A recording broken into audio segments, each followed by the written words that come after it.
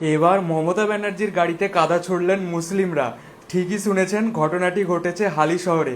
আজকের মমতা ব্যানার্জির গাড়ি যখন হালি শহরে গিয়ে পৌঁছায় তখন তার গাড়িতে কাদা ছোড়া হয়। শুধু তাই নয়, তার গাড়িতে জুতোও পর্যন্ত ছোড়া হয়েছে। দেখে নিন সেই ভিডিও। হালি শহরে মমতা বন্দ্যোপাধ্যায়ের গাড়ি ঘিরে বিক্ষোভ, মমতা বন্দ্যোপাধ্যায়ের গাড়ি ঘিরে চোর চোর স্লোগান, মমতা বন্দ্যোপাধ্যায়ের গাড়িতে কাদা ছুড়ল স্থানীয়রা।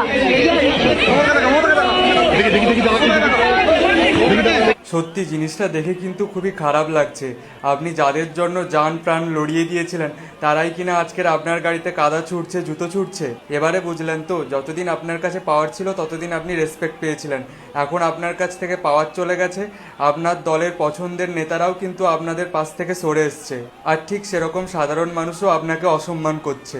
এই জন্য সবসময় একটা কথা মাথায় রাখবেন, সময় কিন্তু সবার সমান চলে না, আর পাপ কখনো চাপা থাকে না। হিন্দু ধর্মকে অপমান করা, হিন্দু ধর্মের দেবদেবীর প্রতি অসম্মান করা, সবকিছুর বিচার আপনাকে এই জন্মেই ভোগ করে যেতে হবে।